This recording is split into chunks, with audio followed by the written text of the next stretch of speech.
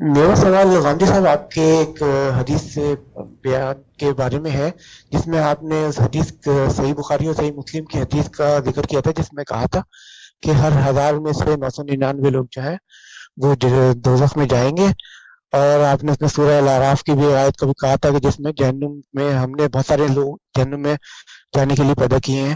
تو آپ نے اس میں کہا تھا کہ یہ ایک ابتدائی مرحلہ ہے، جس کے بعد امید ہے کہ کچھ فیصد لوگ اور بھی جو ہیں وہ اللہ تعالیٰ کو جو ہے جنت میں سے نکال کے جنت کی طرف لے جائے گا.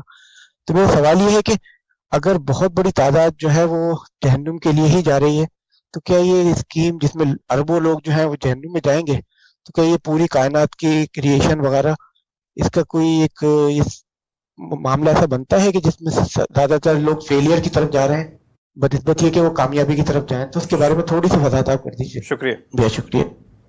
اللہ تعالیٰ نے ایک امتحان برپا کیا ہے اور یہ بتا دیا تھا ابتدائی میں کہ مجھے تو اپنی جنت کے لیے لوگ چاہیے، اگر تم سب کے سب آ جاؤ تو کیا کہنے ہیں. میری جنت تو ارضھا کا ارض السماوات والارض ہے، یعنی ان 6 کی 6 دنیاؤں کو ملا دیا جائے تو اتنی بڑی ہے، تو اس میں کوئی کمی نہیں. لیکن اگر تم منتخب نہیں ہوتے تو اللہ تعالیٰ نے فرمایا کہ مجھے کوئی پرواہ نہیں ہے اس کی، میرے لیے 10 بھی منتخب ہو جائیں تو کافی. تو اس لیے اس زاویے سے دیکھیے تو یہ انسانوں کا کام ہے کہ وہ اپنے آپ کو اس کا اہل ثابت کریں. باقی یہ بات میں نے بتائی بھی ہے اور قرآن کے اشارات سے بھی معلوم ہوتی ہے کہ اس طرح کی تمام چیزیں پہلے مرحلے کی ہیں، یعنی میرٹ پر کون لوگ منتخب ہوں گے وہ بہت کم ہوں گے، یہی معلوم ہوتا ہے. اس کے بعد اللہ کے عفو و درگزر کی ابتدا ہوتی ہے، اس کی کوئی حد نہیں ہے، وہ ہم نہیں کہہ سکتے.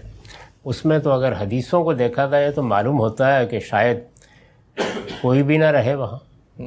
اس میں اس طرح کے الفاظ بھی ہیں کہ جس کے دل میں کوئی رائی برابر بھی ایمان ہے وہ بھی نکال لیا جائے گا.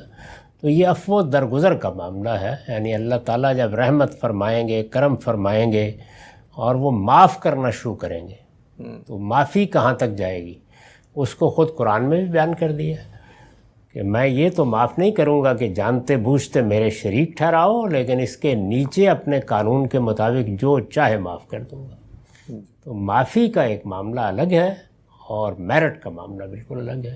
تو قرآن پہلے معاملے کو ہی بیان کرتا ہے، دوسرے کے بارے میں اصولی بات کر دیتا ہے، کیونکہ اس کو اگر تفصیل کے ساتھ بیان کیا جائے تو پھر تو لوگ اور بھی اطمینان سے سو جائیں گے. جی بہت شکریہ سر.